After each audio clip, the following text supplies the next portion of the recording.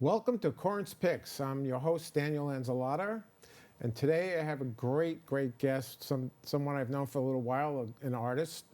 Her name is Caterina Verde, and she calls herself a multidisciplinary artist, activist. You do video, you do drawings, photography, painting. The list is endless. Your resume is quite extensive, as I remember from looking at it over recently. And welcome to BronxNet TV. I'm so happy that you were able to make this journey here. Can you explain what a multidisciplinary artist is? Well, I think I kind of go towards humor and think of a multidisciplinarian. But now I think some people say interdisciplinarian, some people say multidisciplinarian.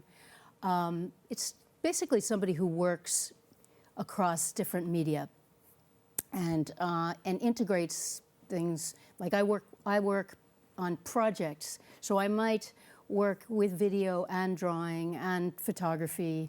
I might include painting or installations. Yeah, installations. Yeah, so it's pretty commonplace in many ways these days. I think a lot of artists work that way. Mm-hmm. But yeah. And now you're an author. Well, I hesitate to say an author. Well, you have a book. I have a book, yes. It's not a typical book of chapters, but it exemplifies this multidisciplinary modality. In fact, because it includes it's called Mole Mansions, and it includes photographs, drawings, paintings, and texts. Now, can you explain the title to me? Mole Mansions kind of hooks me because I have no idea what it actually means. Yeah, well, Mole Mansion's kind of a play on language with mole sauce. That's what I thought. Okay. Right, but I call it Mole Mansions because I am thinking about the underground and the way that moles dig tunnels.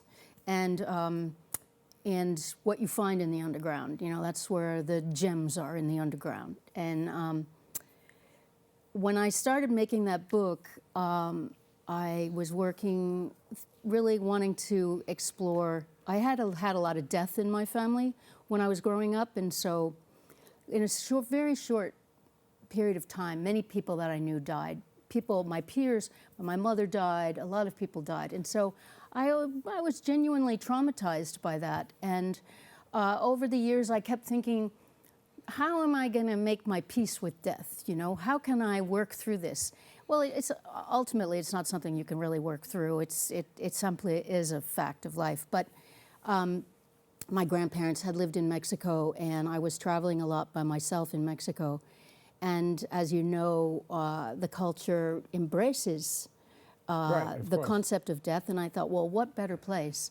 So I was going to Mexico, traveling there by myself, and I started making, I was making photographs, drawings, and writing texts, and the book is what I call a kind of syncopated travelogue of images and photographs, images and text that don't necessarily go together, but it creates like a space, like a kind of chasm between language and imagery. Right.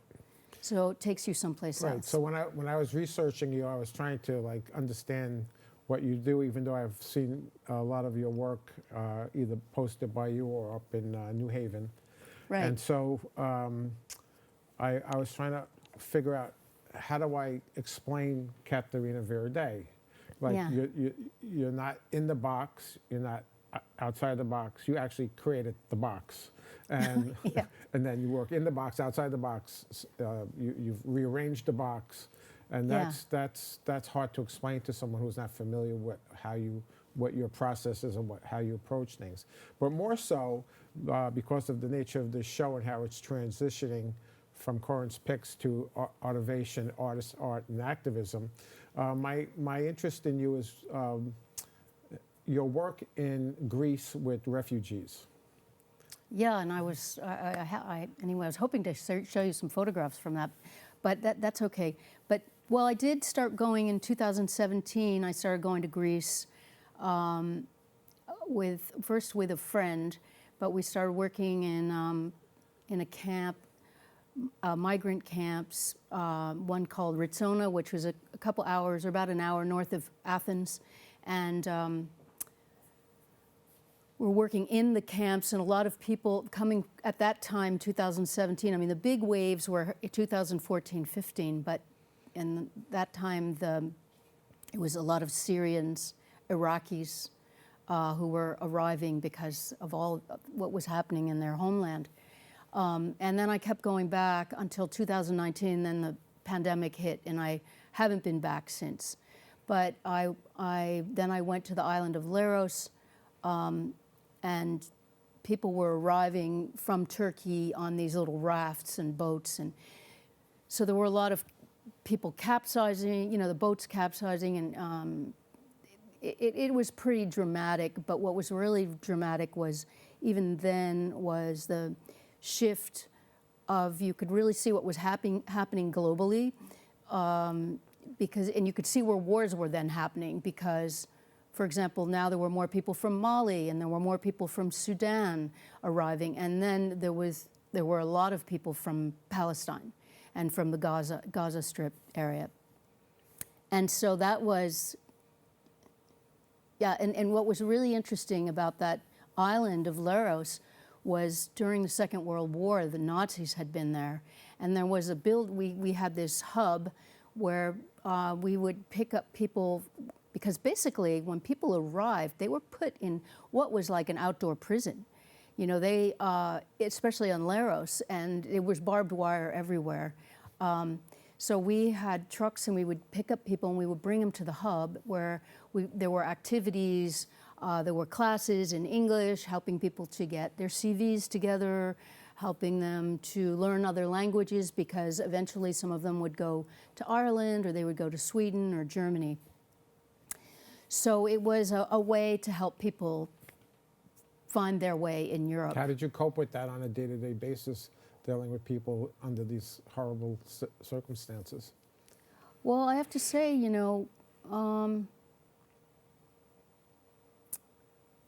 what's always incredible to me is how amazingly joyful people can be, even in the most difficult of times.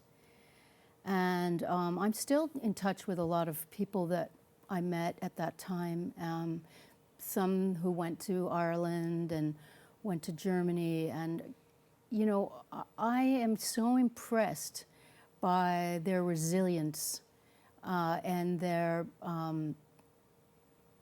just hope and joyfulness. And so, there is a kind of place of humanity when people in difficult situations, people really come together. And I don't want to sound like, I don't know what's the word, like sort of very namby-pamby, but it's true, really. It's quite true. And I remember there's one guy, Raed, who came from Palestine.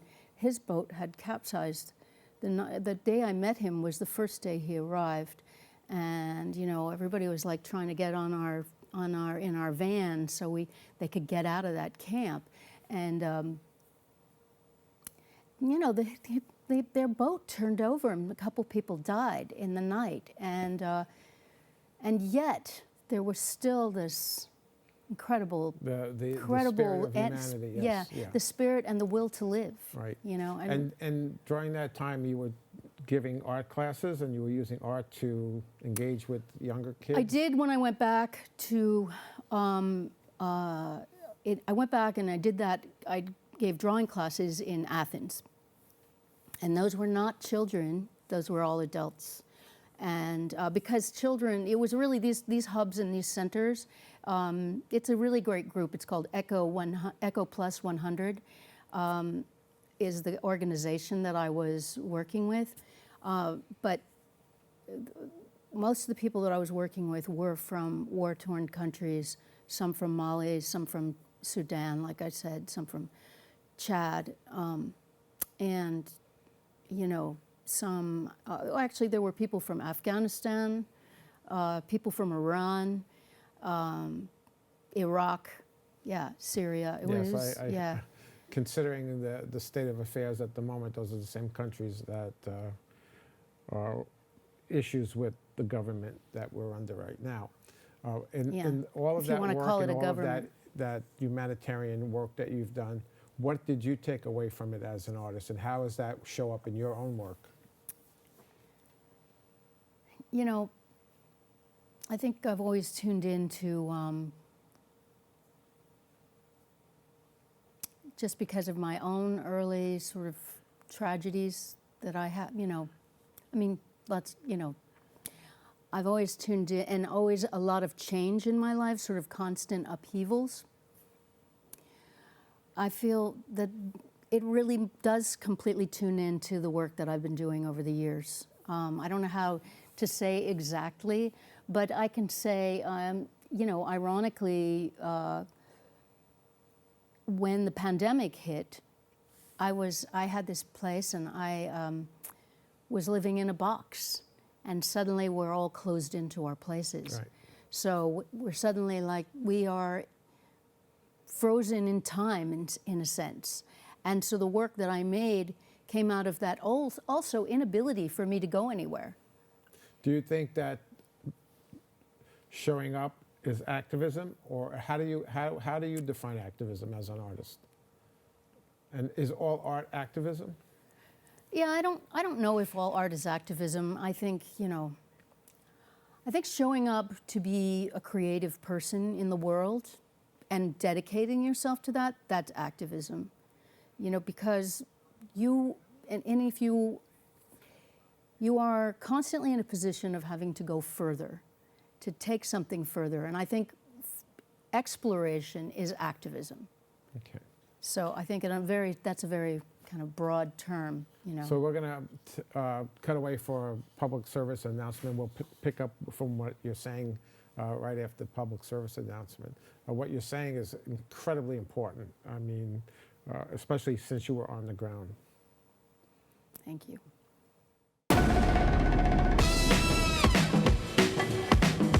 Yeah.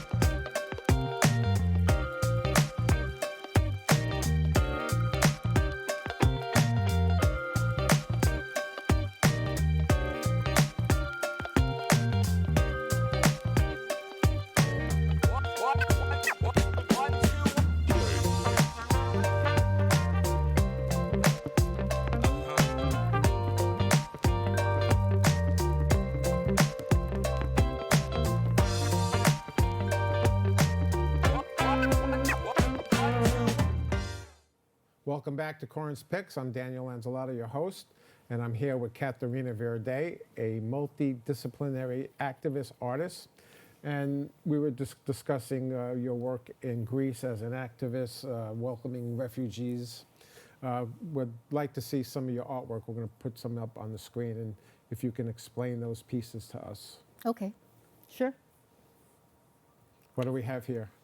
So that is, this is an installation view of a work that I'm still working on. It's called Remote Viewing and Recreational Vehicle. And this one is called Inside Remote Viewing and Recreational Vehicle. I had a wonderful grant from the City of New York that they gave out during the pandemic to help artists, City Arts Grant. And I was able to create this installation in my place. And essentially, the earlier slide that you saw with the razor wire and the bird, and then what you see, and when you see in this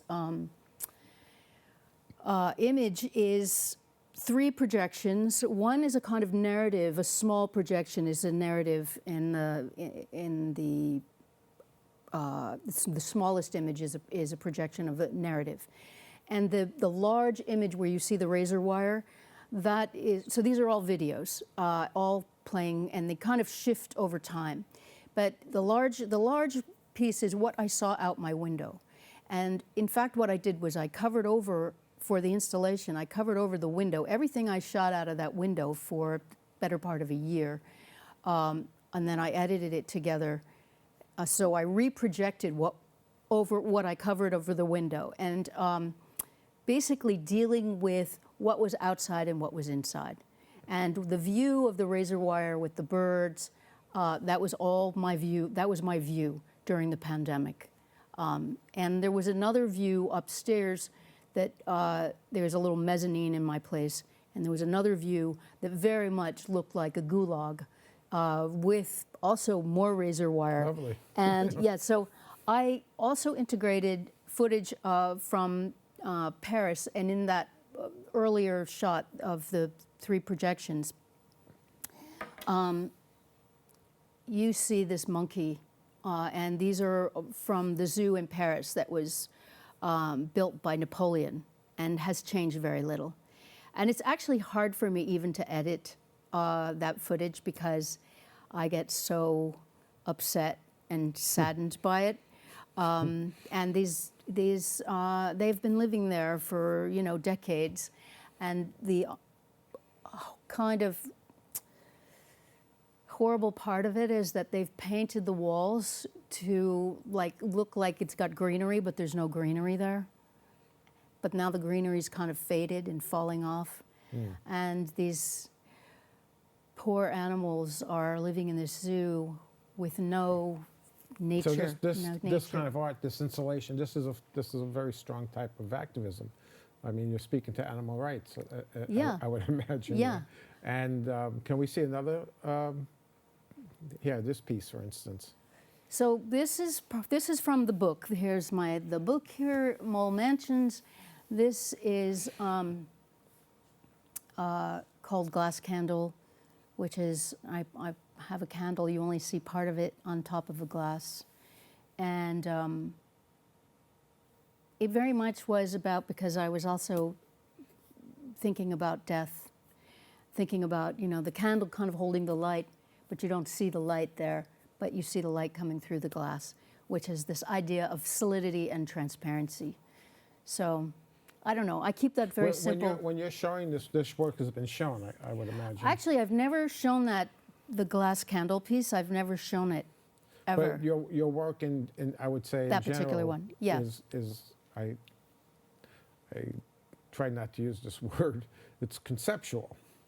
Yeah, I guess so. And so as this type of artist, conceptual artist, and I try not to stereotype people into that frame. How do people respond to this work? Well, generally when I get to show my work, which that I do, I get very good feedback. I think because the work is emotional. I think the work has got a kind of tenderness to it, and I think it's it's psychological, it's emotional, and it always relates to our confinements our self-manufactured confinements. Are you talking about temperance or like being? Temperance, I don't know if temperance would be a word I would use, but I would think like, I did an installation once called Confinement and the Art of Decoration, which was really about how we confine ourselves with language. How about, how words are limiting. And I think that really relates to a lot of my work, that a lot of my work comes back to our self-created confinements. Limitations or? No, because I don't think we're that limited, but I think we create limitations. Right, that's what Yeah, I'm saying. yeah. So how does one get beyond the limitations that we've set up for ourselves? These are all imaginary limitations anyway, aren't they? Yeah, I would say so. I'd say so, But how do we get? I don't have. This is why I make art. That's my way of getting beyond my own limitations. In the term multidisciplinarian, to me, you have to be. There has to be a certain amount of discipline that you have for yourself to execute the work and to see it through, and then hopefully someone will take it into a gallery or display it in some fashion. Yeah, and typically and to share it with the world. Yeah, as you've done when you were in Greece, you're sharing yourself with people who are in this sort of predicament. Yeah, and I think also you were mentioning about galleries or showing it in galleries, and many times throughout the course of my life, I've started projects with other people, with other artists, rather than wait around for somebody to give me a show. Like, I'm just going to go do something. I'm going to make something happen. We'll do a show over here. We'll do something outside. We'll do, just because the idea of waiting for somebody to do something for you is not good. Well, it's just, you can't, if you do that, you could be waiting for a long time. Exactly. Now, you've worked at the Kitchen. You were the curator at the Kitchen? Or? Yeah, I was a performance art curator. Can you tell us a little bit what the Kitchen is to begin with? So the Kitchen is still around, and they're actually renovating their space, but they were started by two artists, Woody and Stina Vasilka, who were, started their place in their kitchen. And they were video artists in the 60s and 70s. And both of them have passed away since. I did have the chance to meet them, which I was very happy to do. So they moved out of there, and then they moved to Worcester Street, and then eventually they moved to, the Kitchen moved to 19th Street, which is where they have been. But it was considered sort of like the premier avant-garde art space for performance, music, dance, and video. So they had a huge video library, and typically what they did, because it was started by artists, they always hired artists to be curators. They would, and it wasn't necessarily your discipline, which was that was you really... got thrown into it. Yeah, you could, you could be thrown in the deep end of the pool, as it were, So that was kind of a great thing. And I always loved performance art. I was very tuned in to what was happening. So I ended up being the performance art curator there. And the picture that's being used up on the screen now, could you explain that a little further? That's the one that you saw from your kitchen. That's remote viewing, you were saying. Yeah, that's part of remote viewing. And can you explain what remote viewing is as defined? Can you define that? Okay, so remote viewing is a program. It's a concept that was funded by the CIA, and they hired Russell Targ and Ingo Swann, who was an artist, actually really did beautiful paintings. He just died recently, to create this program to use ESP for spying purposes. And they didn't want to use ESP because, they thought remote viewing... perception? Well, yeah, exactly. They thought remote viewing sounded more scientific. So my project incorporates this whole idea of remote viewing as one. Well, I feel like we don't have that much time to talk about it, but anyway. To me, it's a very fascinating concept and idea. Just the name remote viewing makes my curiosity go up, and I want Yeah. to research that. So if anyone's watching, Google the concept. There's been a lot, I mean, there are a lot of people out there these days who are totally into it, and it's kind of become ubiquitous. I don't want to say ubiquitous, maybe not, but a lot of people are very fascinated by it at the moment. I don't even remember how I happened upon it, but I've always been interested in psychic phenomena. So I also thought my project was remote viewing and recreational vehicle. So I thought that was kind of funny, like RV and RV. And I always thought like recreational vehicle is the new retirement for Yeah, 'cause Americans. no one can afford housing. No, exactly. Nobody can afford housing. In Right. any case, how can we find you, and how can we get in touch with you about your book? Well, my book is available on Pete and Repeat, which is another project that I started, peteandrepeat.org. I'm going to have an event in March for the book. The location is to be determined, coming up. But I have a website, which I'm actually in the middle of making a new one, but it's called CaterinaVerde.com, so you can find my contact information on that website. Wow. This is very exciting for me to have you here. Thank you so much for showing up and sharing with us your point of view and how you go about your process and your activism. And thank you for all you've done for the people of Syria, Oh, I Palestine. really haven't done much. Oh yes, I more really than haven't. you think. You've changed people's lives. In any event, thank you for being here. Thank you, Daniel, for Thank you. having me. Thank You're you, I welcome. appreciate it. Thank you. Thanks.